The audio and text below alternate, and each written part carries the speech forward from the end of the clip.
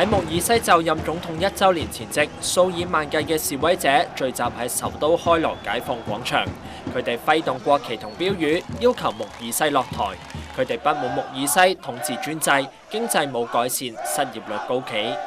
反對派組織宣稱喺全國收集到超過2200萬個簽名，等同全國1/4人口，聯署要求穆爾西落台，重新舉行國會大選。穆爾西已經下令軍方加派部隊同埋裝甲車到市內加強戒備，嚴防局勢失控。埃及傳媒報道，穆爾西同屋企人已經由總統府搬到共和國衛隊喺開羅嘅總部，接受軍方保護。除咗開羅，北部城市亞歷山大同埋塞德港連日嚟都有反政府示威者同穆爾西嘅支持者衝突，導致至少8人喪生，包括一個美國公民。美國總統奧巴馬喺南非訪問時亦呼籲埃及反對派同政府對話，避免暴力蔓延。